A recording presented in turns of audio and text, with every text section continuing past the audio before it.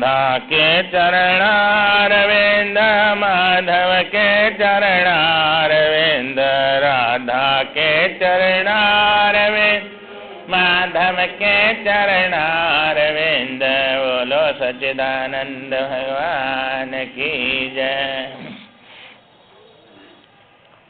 ये वशिष्ठ जी महाराज बतला रहे हैं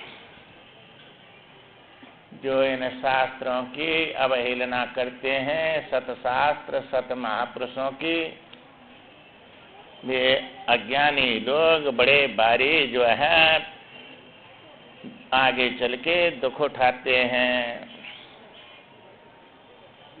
और जन्म मृत्यु के चक्र में पड़ते हैं।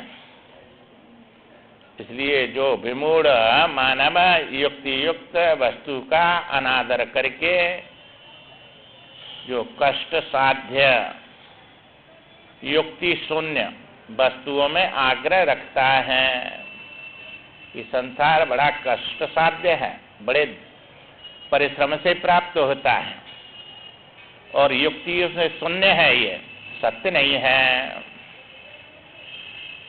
ऐसे पुरुषों को जो है विद्वान लोग अज्ञानी कहते हैं।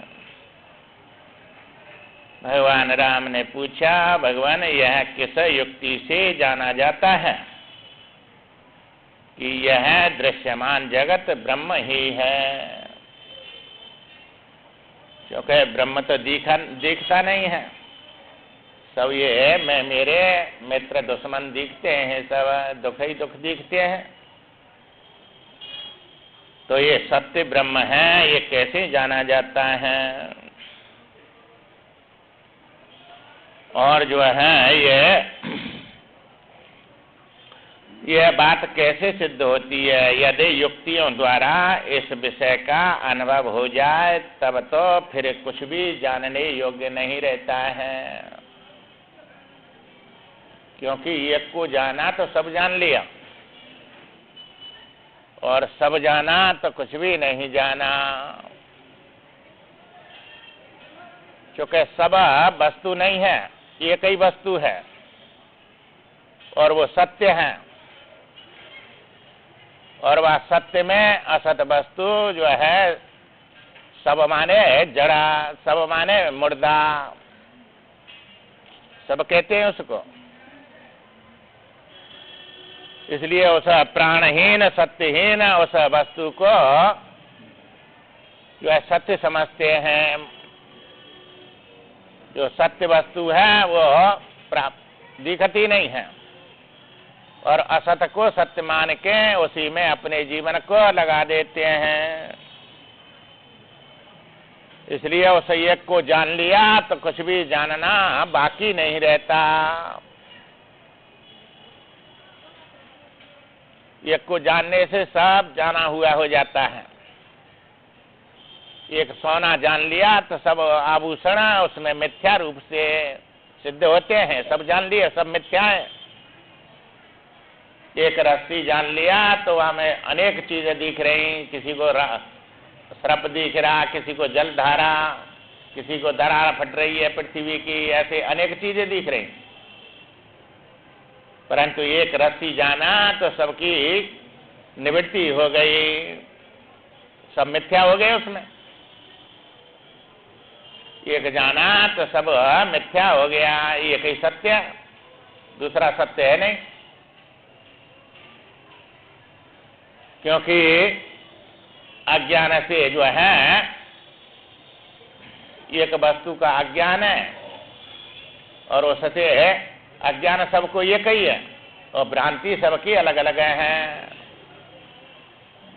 अज्ञान के कारण भ्रांति उत्पन्न होती है और वो भ्रांति सत्य को न देख कर असत्य को सत्य बतला देती है। इसलिए उस सत्य को जान लिया तो कुछ भी जानना बाकी नहीं रहता है, चूंकि शेष कुछ बचा ही नहीं। जो जानने वाला है वही रह गया, जानने में आने वाला कुछ भी सिद्ध ही नहीं होता है, सब बाधित हो गया। इस प्रकार जब प्रश्न किया राम जी ने तो जो है वशिष्ठ जी कहते हैं, रघुनंदन यह मिथ्या ज्ञान रूपी विसूचिका चिरकाल से मूढ़ दृढ़ मूल हो गई है, दृढ़ हो गई है, सत्य भासती है, सत्य दिखती है। इसका नाम जगत है, जो गतिशील है, क्षण क्षण में चल रहा है, नष्ट हो रहा है, और इसी को अविचार कहते हैं। अविचार माने अज्ञान। ये जगत है, ये अज्ञान है। यह ज्ञान के बिना निवृत्त नहीं होता।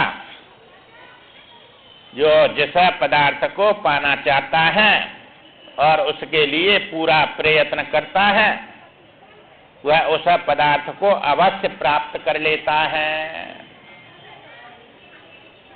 पहले तो ये सोचना चाहिए हमको इस जीवन में क्या चाहिए, हमारी लक्ष्य कहाँ है, हम क्या लाभ समझ रहे हैं कि इससे लाभ होगा, ये मिल जाए हमको।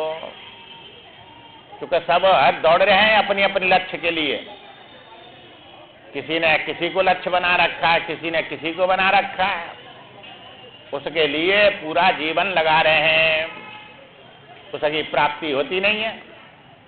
प्राप्ति हो जाए तो उसकी दौड़ भाग समाप्त हो जाए।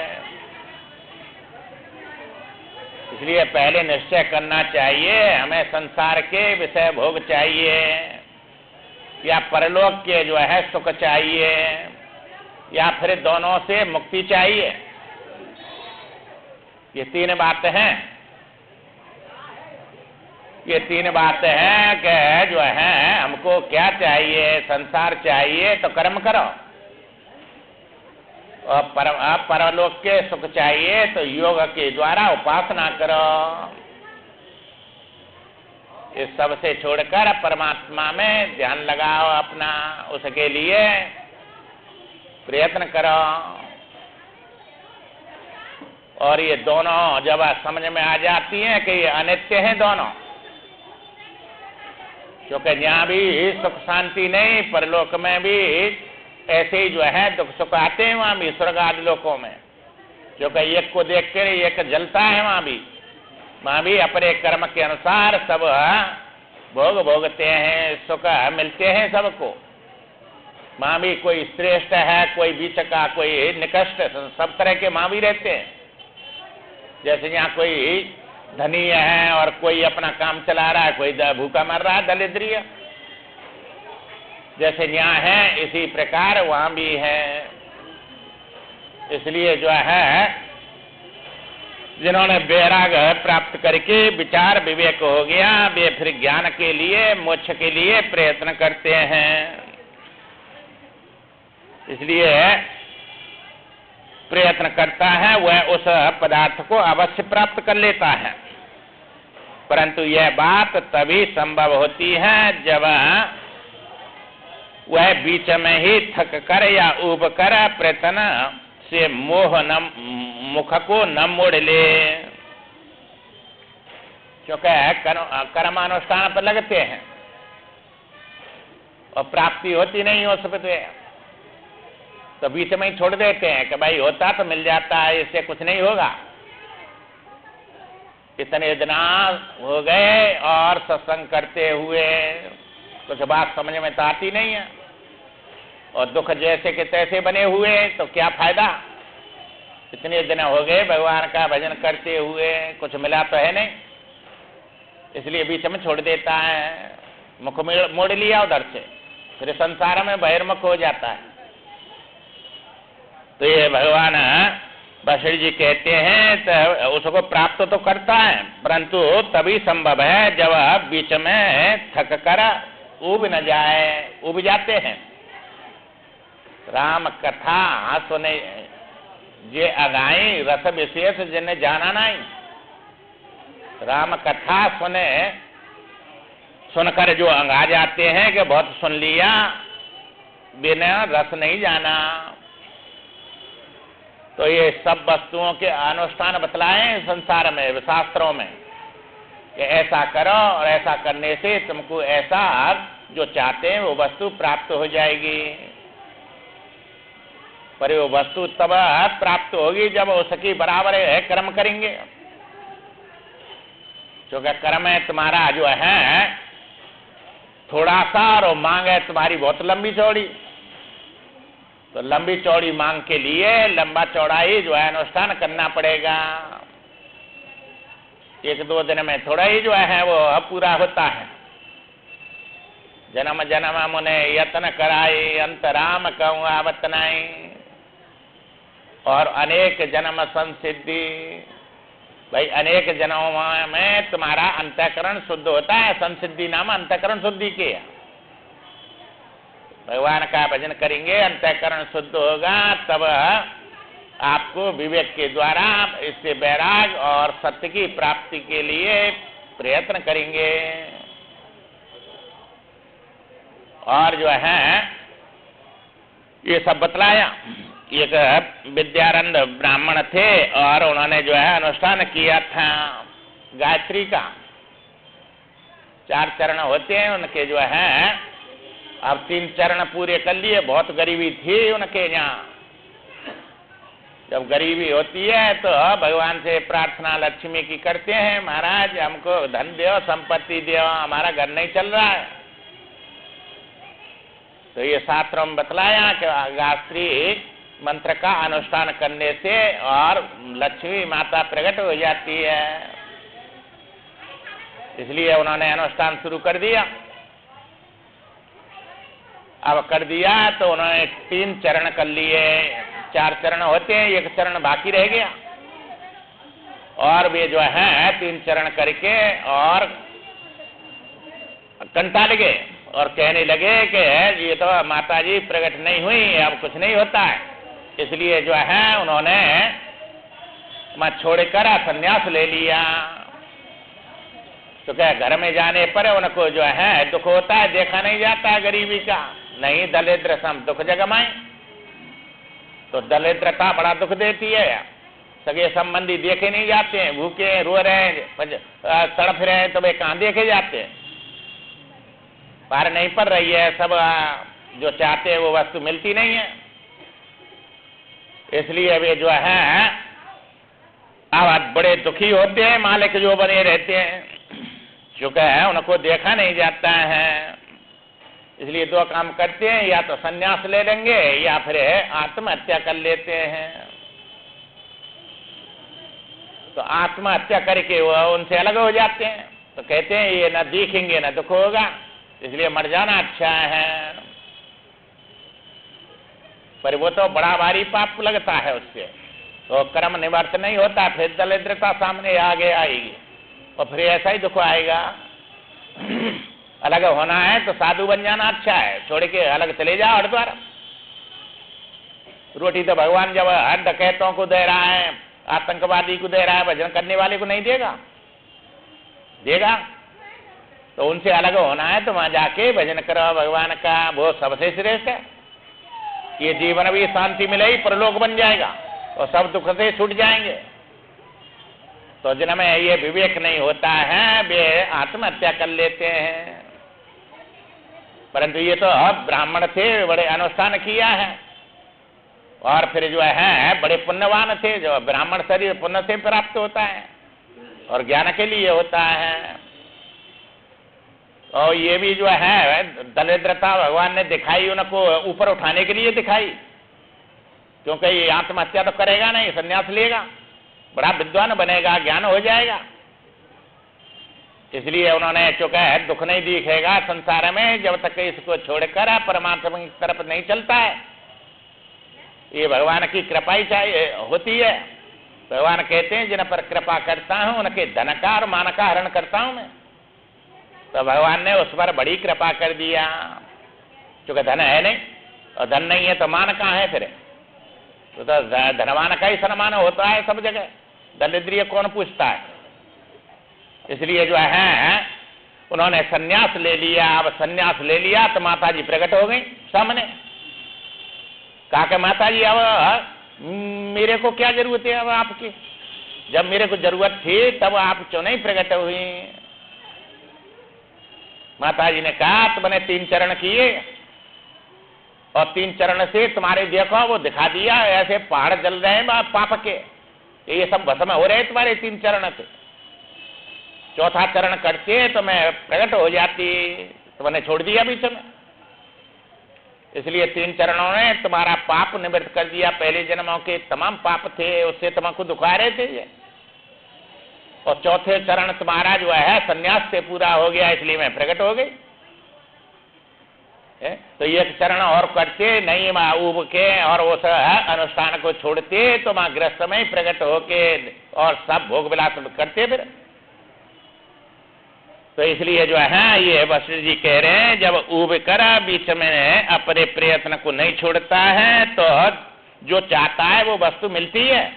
ऐसा नहीं कि हमारा व्यर्थ गया वो कर्म सब। कर्म बड़ा है, उसने तो बड़ा भारी तुम्हारे उस दुख का नाश किया, क्योंकि दुख पाप से आता है, पाप नाश कर दिया उसने। पर और धैर्य होता तो तुम्हारा सुख का नंबर आ जाता, पाप नाश होके बीच में छोड़ दिया, भाई पाप पूरे नाश हुए नहीं, सुख का नंबर आया नहीं, इसलिए वो वस्तु नहीं मिलती है।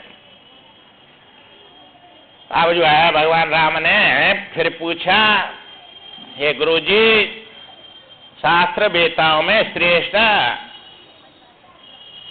आप जो है आत्मज्ञान की प्राप्ति कराने के लिए कौन सा शास्त्र मुख्य है? हमको आत्मज्ञान चाहिए, परमात्मा का ज्ञान चाहिए। ऐसा ज्ञान कराने वाला कौन सा शास्त्र है? मुख्य शास्त्र बता दो, और उसको सुन पढ़कर हम जो है उस परमात्मा को जानने योग्य वस्तु को जान लें, जिसको जानकर सब प्रकार के दुखों से और शोक से मोह से पार हो जाता है जीव, मृत्यु से पार हो जाता है, सर्व दुखों की निवृत्ति, परम आनंद की प्राप्ति हो जाती है। तो उस तत्व को बताने वाला कौन सा शास्त्र है, मुख्य है, जिसका ज्ञान प्राप्त कर लेने पर मनुष्य को फिर कभी शोक नहीं होता। ये शोक नहीं होता है, इसलिए जो है उस शास्त्र को बतलाओ।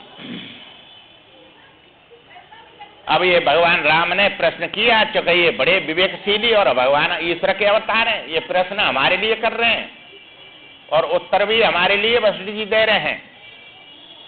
वही ज्ञान शास्त्र वेद ही 2 रूप धारण करके ये शास्त्र और गुरु बन जाता है, और वही जो है शिष्य बन के और गुरु बन के जो है समझाता है हम लोगों को। संसारियों के लिए, लोकहित के लिए प्रकट होते हैं ये ईश्वर, क्योंकि ऐसे प्रश्न करके और ऐसा उत्तर प्राप्त करके और उस तत्व को जान लेते हैं। तो ये जीव के लिए ईश्वर का उपदेश है। ईश्वर की जगह पे यहाँ जो है वशिष्ठ जी महाराज है, क्योंकि गुरु रूप में बैठे, और जीव की जगह पे भगवान राम है, वे शिष्य बन के बैठे हैं। दोनों ही जो है तो तत्व आत्मा परमात्मा, पर हमको समझाने के लिए वे प्रश्न करते हैं। यही प्रश्न हमारे अंदर आते हैं, भाई इतने शास्त्र तो पढ़े नहीं जाएंगे, एक शास्त्र बता दो और उसको सुनकर हम इस संसार से पार हो जाए, तो उस तत्व को जान लें। इसलिए जो है वशिष्ठ जी महाराज ने कहा, हे महामते, पहले उदार बुद्धि कहा था, उदार बुद्धि माने सतोगुणी बुद्धि। अब महामति, मति जिनकी बड़ी विशाल है, बड़ी शुद्ध है, मतन लख है, जय मत लख है, जो तत्व को लखने वाली बुद्धि है और बड़ी महान है, सूक्ष्म है, अग्र है, ऐसी बुद्धि वाले महामते जिन शास्त्रों में मुख्यतः आत्मज्ञान की प्राप्ति प्रतिपादन हुआ है, उनमें यह महारामायण नामक शास्त्र ही सबसे श्रेष्ठ है। या योग वशिष्ठ का नाम महारामायण भी है, महारामायण कहते हैं इसको। जैसे है महाभूत, जिससे बड़ा कोई न भूत हो, जैसे पृथ्वी से बड़ा कोई भूत नहीं है यहाँ, समुद्र से, जल से बड़ा कोई नहीं, वायु से बड़ा कोई नहीं, सूर्य से बड़ा कोई नहीं, आकाश से बड़ा कोई नहीं, ये महाभूत बोले जाते हैं। ऐसे ही जो महामती, महामती माने जिनकी अंतिम मति बन गई, उस तत्व को समझने वाली, तो उनसे कहा आत्मज्ञान की प्राप्ति के लिए ये महारामायण सबसे श्रेष्ठ है, ये शास्त्र सबसे श्रेष्ठ है। इसलिए जो है उनमें ये महारामायण श्रेष्ठ है और शुभ है, इसमें कोई अशुभता नहीं है, सब ज्ञान ही ज्ञान भरा हुआ है। इस उत्तम इतिहास का श्रवण करने से बोध प्राप्त हो जाता है, ज्ञान की प्राप्ति हो जाती है। ये इतिहासों में आता है, योग वशिष्ठ जैसे श्रुति और स्मृति और इतिहास जो है स्मृति में आते हैं। तो ये सबसे श्रेष्ठ बोला जाता है। इसे समस्त इतिहासों का सार कहा गया है। जैसे वेदों का सार जो है ये गीता जी, आज गीता जयंती है, वहाँ होगा 6:30 से उस गीता पर प्रवचन चलेगा उधर। तो ये भगवान का जो है गीता जी स्मृतियों में सबसे श्रेष्ठ है। श्रुति का ही जो है अनुसरण करने वाली को स्मृति कहते हैं, इसलिए श्रुति स्मृति उसी बात को कहते हैं। इसलिए जो है ये इतिहास सार है, सब इतिहासों का सार है, सार कहा गया है। इस वाङ्मय शास्त्र का श्रवण कर लेने पर कभी छीन न होने वाली जीवन मुक्ति स्वयं ही प्राप्त हो जाती है। जीते जी मुक्त हो जाता है, सब बंधन से छूट जाता है। और मुक्ति सबको चाहिए। मुक्ति दुख से माने सर्व दुखों की निवृत्ति, परमानंद की प्राप्ति को मुक्ति कहते हैं, मोक्ष कहते हैं, जिसमें किसी प्रकार का कोई दुख नहीं रहता है और उससे बड़ा कोई आनंद नहीं है। सो उसको प्राप्त करने के लिए कुछ आगे प्रयत्न करे, सब प्रयत्न पूरे हो जाते हैं। कृत कृत भारत एतद बुद्ध्वा बुद्धिमानस्य, वो बुद्धिमान सब कर्मों को पूरे कर लेता है, क्योंकि पाने योग्य कुछ भी बाकी नहीं रहता है। इसलिए यही सबकी अपेक्षा अत्यंत पावन है, पवित्र है। नहीं ज्ञानेन सदृशम पवित्रम यह विद्यते, ज्ञान के समान कोई पवित्र करने वाला दूसरा कोई है ही नहीं दुनिया में, सबसे श्रेष्ठ है। इसलिए जो है सबकी अपेक्षा ये शास्त्र श्रवण मात्र से और जीवन मुक्ति दे देता है, परंतु तत्परता से सुनेगा, जिज्ञासा पूर्वक और श्रद्धा पूर्वक। ये जो है श्रद्धावान को ज्ञान होता है कि ये हमारे हित के लिए तुम सब भांति परम हितकारी, आज्ञा सिर पर नाथ तुम्हारी। गुरु में श्रद्धा हो, शास्त्र में श्रद्धा हो, तो उसको सुनने से ही ज्ञान हो जाता है, क्योंकि हमारे काम की चीज है और सब प्रकार से यही है, इसी के लिए जीवन मिला था और यही हमको सुनना है, क्योंकि एकमात्र श्रवण ही ज्ञान में, मोक्ष में और कल्याण में साधन होता है। जितने ज्ञान हुए तुमको, चाहे ये संसार के हो चाहे परलोक के हो, सब ये बताने से शब्द से ही हुए हैं, शब्द के द्वारा ही ज्ञान होता है।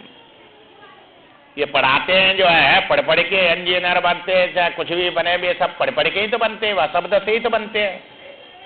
शब्द ही व्यवहार का ज्ञान कराता है, शब्द ही परमार्थ का ज्ञान कराता है। श्रवण ही एकमात्र साधन है, बस सुनो इसको। और ये सत्य वचन है और ये सत्संग है, असत्संग नहीं है, क्योंकि असत का ज्ञान भी शब्द से होता है, सत का ज्ञान भी शब्द से होगा। इसलिए जो है ये सबसे श्रेष्ठ बतलाया। बसड़ी जी कहते हैं जैसे स्वप्न आदि के रहते हुए ही यह स्वप्न है, ऐसा ज्ञान हो जाने पर उस स्वप्न के सच्चे होने की भावना नष्ट हो जाती है। स्वप्न देख रहे हैं, बड़ा भारी दुख हो रहा है तुमको, और जो है चाहे सुख हो रहा है, और कोई आके बता रहे भाई ये तो स्वप्न है, ये जागृत नहीं है और ये सब मिथ्या है, तो ऐसा ज्ञान हो गया तो न शेर से डरेंगे, न तुमको गद्दी पे बैठ के कोई शासन करने के लिए और जो है लाभ दिखेगा न हानि दिखेगी, क्योंकि मिथ्या है ये तो। जैसे स्वप्न में गौ दान किया तो स्वर्ग नहीं मिलता है, और गौ हत्या कर दी तो नरक में नहीं जाता है, क्योंकि कर्म मिथ्या है वहां। इसी प्रकार यहाँ जो है जब ये जान लिया कि ये जागृत भी स्वप्न है, पर ये स्वप्न समझ में नहीं आता है, क्योंकि मोह ने सा सब स्वप्न हारा देखें स्वप्न अनेक प्रकार, ये परमार्थ में ये भी स्वप्न है। तो स्वप्न में कोई समझ आवे और उसको स्वप्न समझ ले तो तुम्हारा सब दुख दूर हो जाएगा, देखते रहेंगे परंतु तुम्हारी कोई हानि नहीं होगी उससे। उसे खाने वाला नहीं है, प्रतीति मात्र है। इसी प्रकार तुमको यहां भी कोई मारने वाला नहीं है। काल खाता तो तुमको अब तक खा जाता, तुम तो काल के काल हैं, इसलिए सत्संग में नहीं आने देता है वो, चूंकि वो खप जाएगा फिर। काल का काल है, तात राम ने नर भूपाला, भुवनेश्वर कालो कर काला। राम नाम अपनी आत्मा का है, जो सब जगह रमा हुआ है, सब में है, तो काल का भी काल है। वो नर भूपाल नहीं है, कोई मनुष्य नहीं है वो। इसलिए काल जो है सत्संग में नहीं आने देता कि मेरे को खा जाएगा ये। सब डरते हैं अपने काल से, काल का काल है। जैसे काल से जीव डरता है, ऐसे काल भी ऐसा आत्मज्ञान से, आत्मा से डरता है। नचिकेता ने जब पूछा तो यमराज ने ये कही कुछ भी मांग ले पर आत्मा के बारे में मत पूछे, क्योंकि वो तो बड़ा भारी जो है, देवताओं को भी दुर्लभ है। जब ये बात कही तो नचिकेता ने कहा कि तू मांगने से थोड़ा ही देगा, हमारे कर्म है तो वो तो मिलेगा ही मिलेगा, और जो वस्तु देवताओं को दुर्लभ है उससे श्रेष्ठ वस्तु क्या होगी, वही चाहिए हमको। तो तुमने अब वचन दिए, वरदान दिए, तो हमको तो वही दियो। 3 वरदान दिए तो उसमें अंतिम वरदान यही उन्होंने मांगा कि आत्मा जो है ये शरीर छूटने पर रहता है कि नहीं रहता है, उस आत्मा के बारे में बतलाओ। तब यमराज ने कहा भाई तू कुछ भी मांग ले, कितनी आयु मांग ले, कितनी धन संपत्ति और जो स्वर्ग और वे कुछ भी मांग ले, पर आत्मा के बारे में मत पूछे। और दृढ़ता हो गई कि उससे श्रेष्ठ वस्तु तो कोई है ही नहीं, जो देवताओं को दुर्लभ है और उसको जो है उसके बदले में सब चीज दे रहा है, और हमारे कर्म में जब दे रहा है ये अपनी तरफ से थोड़ा ही देगा। कर्म ही नर पावत नहीं, सकल पदार्थ है जग में, तो ये तो मिलेंगे ही मिलेंगे, पर हमको तो आत्मा ज्ञान चाहिए, बस आत्मा के बारे में बतलाओ। तो इससे श्रेष्ठ कोई वस्तु दुनिया में है नहीं। तो इसी प्रकार यहाँ जब जान लिया कि ये भी स्वप्न मात्र है, जागे हाने न लाभ कछु जिम प्रपंच जिय जोए। जो सपने सिर काटे कोई, बिना जागे न दूर दुख होई। स्वप्न में इसका कोई सिर काट रहा है, चाहे राजगद्दी पे बैठे और चाहे भूखे है लेने में लगे रहे अन्न क्षेत्र में। तो एक राजा जो है स्वप्न में बड़ा भूखा 4 दिन का लेने में लग रहा था। जनक ने पूछा था ये, तो जो है और एक जो है दरिद्री रोज स्वप्न आता और वो रोज सपने में गद्दी पे बैठ जाता, राजा बन जाता। अब वो जो है सो के रोज यही कब निद्रा आवे और कब मैं राजगद्दी पे बैठूं। सपने में तो राज कर रहा है और जग के दलिद्री। अब जग तो अब राजा कहाँ है, दलिद्री का दलिद्री। जागे लाभ न हानि कछु। और वो राजा जो लेने में लग रहा भूखा, वो जो जग के अपने महल में सो रहा है, बड़ा तृप्त है, भूखा कहाँ है वो। और वो दरिद्री है, वो राजा कहाँ है। न उसको दरिद्री को राजा का लाभ हुआ और न वह राजा को जो है दरिद्रता की हानि हुई, जाके जैसे कि तैसे है। इसी प्रकार तुम्हारी आत्मा जैसी की तैसी है परमार्थ में, या चाहे तुम दुखी हैं चाहे सुखी हैं, या सुख से आत्मा में कोई लाभ नहीं और या दुख से कोई हानि नहीं, जैसे कि तैसे हैं, ये स्वप्न है। इसलिए जो है इसमें अपने जीवन को मत लगाओ भाई, ये तो तुमको न चाहेंगे तो भी मिलेगा सब। ज्यादा से ज्यादा अपना परमार्थ के लिए ये जीवन लगाना है और लाभ कमाना है। कितनी भारी फैक्ट्री खोलते हैं, फिर भी ज्यादा से ज्यादा खोलते जाते हैं, लाभ से कोई तृप्त नहीं होता है, ज्यादा लाभ चाहिए। इसलिए जो है इसी प्रकार निश्चय कर लो, जो भजन किया है इससे ज्यादा ही ज्यादा करना है, क्योंकि अंत नहीं है संसार का, अनंत है। अब अनंत की पूर्ति कर्म से तो होगी नहीं। और फिर आत्मा अनंत है, आत्मा की तो तुम्हारी प्राप्ति है ही, वो तो जो है तुम्हारा स्वरूप है और वो ज्ञान से प्राप्त होगा, ज्ञान निवृत्त होके। तो आत्मलाभ से बड़ा कोई लाभ है नहीं। लाभ की कछु हरे भक्त अकुंठा, अकुंठा भक्ति सुने मते मंद लोक वैकुंठा। वैकुंठ को लोग कहते हैं, ऐसा कोई लोक नाम नहीं है उसका जिसमें कुंठा नहीं है, जो चेतन ही चेतन है, जिसमें जड़ता नहीं है।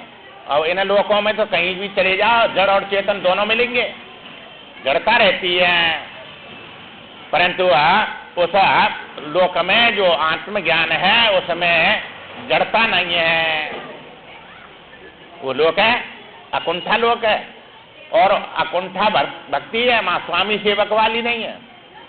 तो समय जो है विषय को लेकर नहीं है, तो उससे बड़ा कोई जो है लाभ नहीं है भक्ति के समान। लाभ की कछु हरे भक्ति अकुंठा। ये रावण से कहा था उन्होंने, बाली पुत्र अंगद ने। इसलिए जो है ऐसा जो वो तत्व है, तो स्वप्न मालूम पड़ गया तो इसमें आपकी ऑटोमेटिक ही इसकी तरफ से आपकी दृष्टि हटके उस सत्य में लग जाएगी। इसको सत्य समझ के इसमें दृष्टि लगी वही है, और प्राप्त हो गया तो फिर तुम्हारा न्याय तो स्वप्न के समान दिखेगा। तो इसमें राग नहीं रहता है, ये तो सत्य समझ के राग हो रहा है। जब समझ लिया ये कण भी चांदी का नहीं है सीपी में, तो कहाँ फैक्ट्री खोलता है कोई, वो तो सत्य समझ के खोलते हैं, इससे लाभ होगा। और मिथ्या समझ में आ गया तो अपने आप बैराग हो जाता है। तो विवेक से बैराग होता है, बैराग में और जो है त्याग रहता है, नहीं कहीं छोड़ के जाना है और न का कुछ जो है त्यागना है, न कुछ पकड़ना है, केवल समझना है।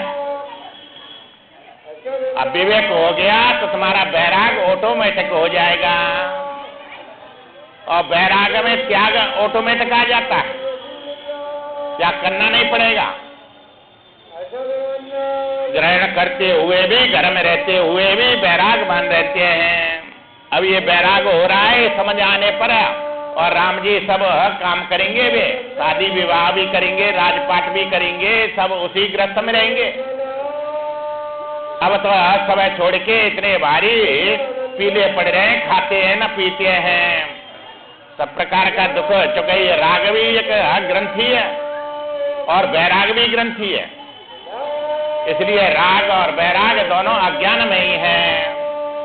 ज्ञान में ना बैराग है ना राग है। ये राग और बैराग दोनों जो है साधन है। एक अधोगति कराने वाला है राग, और एक सदगति कराने वाला है राग। तुम्हारा राग परमात्मा में हो गया तो सदगति करा देगा, और तुम्हारा राग जो है संसार में हो रहा है तो दुर्गति करा देगा। इसलिए है असत से बैराग हो और सत्य में राग हो, तो ये साधन है सब। ये सत्य के लिए और असत्य से वैराग कर रहे हैं। और जब समझ में आ जाएगा तो यह असत्य में ही रह के सब काम करेंगे ये वैराग पूर्वक का, तो वहां वैराग हो गया, त्याग हो गया। इसलिए जो है छोड़ के फिर नहीं कहीं जाएंगे। इसी प्रकार समझ में आ गया तो वैराग अपने आप हो जाता है और वैराग में त्याग अपने आप हो जाता है, करना नहीं पड़ता है। इसलिए इस शास्त्र का विचार करने से जब यह समझ में आ जाता है कि सारा जगत स्वप्न के समान मिथ्या है, तब यह दृश्य जगत ज्यों का त्यों स्थित रहकर भी ज्ञानी की दृष्टि में अस्त हो जाता है। जैसे ज्यों का त्यों दिखता है स्वप्न है जग के, जो देख रहे थे भाई गंगा नहारे माँ ऐसा दुख हो रहा था, ऐसा सुख हो रहा था, ऐसे ऐसे मिले हुए थे, भाई जग के देखते हैं सबको, अदृश्य हो गया, वो कल्पना रह जाती है, कल्पना में दिख रहा है पर है वस्तु नहीं है वहां, तो अपने आप अदृश्य हो जाता है। इसी प्रकार ये देखता हुआ भी अदृश्य हो जाएगा। अदृश्य का मतलब ये नहीं कि दिखे नहीं और कोई काम नहीं करे, जैसे ज्ञानी के लिए नीलिमा अदृश्य है, ये ऐसा नहीं है कि ज्ञानी को नीलिमा आकाश में नहीं दिखती है सबको। अज्ञानी उसको सत्य समझता है, ठोस समझता है, ये कोई पत्थर की बनी हुई सीमेंट से बना के ऐसी छत्ते जैसी बना दिया है, ऐसा समझता है। और ज्ञानी कहता है ये कण भी नहीं है, ऐसा मिथ्या है। तो दृष्टि में ही तो उनका जो है सत्य और मिथ्या है। ये जो है अज्ञानी को सत्य दिखता है। जब हम छोटे से थे, जब माता जी से पूछते क्या है, कहा ये बादल है, और ये पहले नीचे था, सिर में लग जाता था, इसलिए जो है ये कहा वो झाड़ू लगाने वाली उसका सिर फोड़ दिया, उसने झाड़ू मारा ऊपर चला गया है, ये ऐसा बताती। उनसे भी किसी ने बताया होगा, तो उनको तो छत दिख रही है कि नहीं, ये ऊपर चला गया है। तो इसी प्रकार जो है इसको सत्य समझते हैं, तो ये दिखते हुए भी अस्त है, माने उनकी दृष्टि में है नहीं। सोना पहचान लिया तो आभूषण अदृश्य हो गए, माने दिखते हुए भी नहीं दिखते हैं, सोना ही सोना है। इसी प्रकार अदृश्य अस्त हो जाता है। आत्मज्ञान के लिए अपेक्षित जो जो युक्तियां इस शास्त्र में हैं, वे ही दूसरे ग्रंथों में भी उपलब्ध होती हैं। चूंकि युक्ति तो यही चलेंगी सब जगह, कोई भी शास्त्र हो इनके बिना तो ये समझ में ही नहीं आएगा।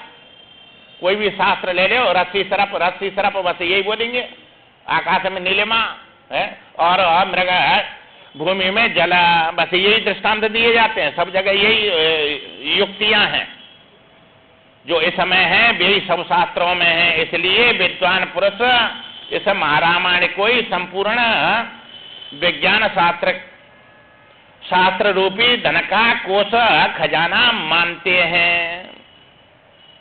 जो विज्ञान माने ज्ञानी लोग हैं, जो विशेष रूप से जिन्होंने विवेक प्राप्त करके समझ लिया, वे इस महारामायण को ही सबसे श्रेष्ठ मानते खजाना ज्ञान का। जैसे खजाने में धन भरा रहता है, इसी प्रकार इसमें ज्ञान के समान और कोई संपत्ति है ही नहीं, ये सब भरी हुई है सब। और संपत्ति सबको चाहिए, क्योंकि संपत्ति से सुख जो है चाहते हैं। संतति और संपत्ति दो ही तो चीजें, संतति हो और संपत्ति हो और हम सुखी रहे बात। इसलिए इसके समान कोई जो है संपत्ति नहीं है। जो पुरुष प्रतिदिन इस महारामायण का श्रवण करता है, जो रोजिना इसको सुनेगा, उस समय उत्कृष्ट चमत्कार आ जाता है। ये तो श्रद्धा से और लगन से सुनते नहीं, इसलिए ये अच्छा नहीं लगता है। और जो है इसमें ऐसा चमत्कार आ जाता है, अपने आप जो है वो उसकी बुद्धि अन्य ग्रंथों के स्वाध्याय में उत्पन्न हुए बोध की अपेक्षा उत्तम बोध को प्राप्त कर लेती है।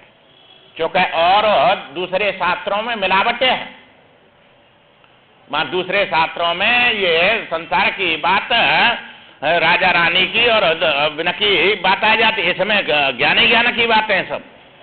इसलिए इसको सबसे श्रेष्ठ मानते हैं। इसमें संशय नहीं है राम जी। और जो है किसी दुष्कर्म के कारण, किसी पाप के कारण, इसलिए फल स्वरूप, फल का उदय होने के कारण किसी का पाप आ गया, दुष्कर्म है, उसको जो है तो जैसे कि इस ग्रंथ में रुचि नहीं, प्रीति नहीं है, रुचि नहीं होती है, क्या सुनते हैं पर अच्छा नहीं लगता है, क्योंकि वो पाप सुनने नहीं देगा। तो अथवा श्रद्धा नहीं है इसमें, जैसे यह शास्त्र नहीं रुचता, वह दूसरे किसी ज्ञान प्रधान शास्त्र, सतशास्त्र का विचार करें, उससे हमारा कोई द्वेष नहीं है कि ये इसी को सुने, कोई भी सुन लियो अपने। जब कल्याण करना ही अच्छा नहीं लग रहा है तो कोई भी शास्त्र सुनो, ज्ञान तो यही प्राप्त होगा। सब 2 और 2 4 ही होते हैं, लंदन में पूछो, चाहे अमेरिका में पूछो, चाहे भारत में पूछो, 3 5 कोई नहीं बताएगा कहीं, क्योंकि है नीति तो नीति है, सत्य तो सत्य है, कहीं भी पूछ लो सत्य एक ही होता है। तो जो है इसी प्रकार कोई भी शास्त्र ले लो, सब में यही बात आएंगी, क्योंकि सत्य एक ही है, इसी को बतलाएंगे। तो दूसरे सत्य बताते हैं, मां भी तुमको जो है अब धर्म सत्य है, धर्म में लगो तो कर्म सत्य है उसके, क्योंकि संसार चाहिए, और परमात्मा सत्य है तो उसको परलोक चाहिए, और आत्मा सत्य है तो उसको मुक्ति चाहिए, बात ये कही है। तो सत्य अपनी लक्ष्य सब सत्य में बात है, अपने परमात्मा को सत्य सत्य समझते हैं, श्रेष्ठ समझते हैं सब, चाहे तो कोई मुसलमान हो, चाहे ईसाई हो, चाहे हिंदू हो, कोई भी हो, अपना ईश्वर सबसे श्रेष्ठ है, तब उसकी उपासना करते हैं। निकष्ट कोई नहीं समझता है, और सत्य समझते हैं, उसको मिथ्या नहीं समझते हैं। इसलिए सब रूपों में वही है। बशीर जी कह रहे हैं हमारा कोई दोष नहीं है, अब इसमें मन नहीं लगता है, अच्छा नहीं लगता है, तो कोई भी शास्त्र पढ़ो, पर पढ़ो, क्योंकि तुम्हारा कल्याण तभी होगा इन सुनने से, इसी के लिए जीवन मिला है। इसलिए जैसे उत्तम औषधि का पान करने से स्वयं ही निरोगता प्राप्त हो जाती है, कोई दवाई तुम्हारे रोग हो गया, दवाई ले लिया और रोग समाप्त हो जाता है, उससे उत्तम औषधि है। उसी तरह यह योग वशिष्ठ महारामायण श्रवण कर लेने पर जीवन मुक्ति का स्वयं अनुभव करा देती है। ये ऐसा ग्रंथ है, जब रुचि से इसको सुनेंगे तो इसके समान फल देने वाला कोई भी शास्त्र या कर्म नहीं है, क्योंकि यह तत्व का ही अपने स्वरूप का, वास्तव में जो स्वरूप है अपना, उसका ज्ञान कराता है। इसलिए जीवन मुक्ति माने जीते जी मुक्त कर देता है, सब दुखों से छुड़ा देता है। ये नहीं मर के मुक्ति हो, ये तत्काल फल देने वाला है, श्रवण के साथ ही फल दे देता है। और वस्तु तो तुम यज्ञ करेंगे और प्रत्यक्षा करेंगे, मर के वहां जाएंगे तब मिलेगा, और ये तो जहां सुनने में ही फल मिल रहा है। ये आगे पीछे के लिए फल को नहीं रखता है कि आगे तुमको जाके मिलेगा कि प्रत्यक्षा करो, ये तो तत्काल फल देने वाला है। जैसे मां से जलाई और जो है अंधकार भाग गया, ऐसे ही सब अज्ञान को भगा देता है। अज्ञान भरा हुआ है वो ज्ञान से ही समाप्त होता है। इसलिए इसके लिए प्रयत्न करो। अब ये आगे जीवन मुक्ति का लक्षण बतलाएंगे, उसको कल ही बतलाएं। श्रीमन नारायण नारायण।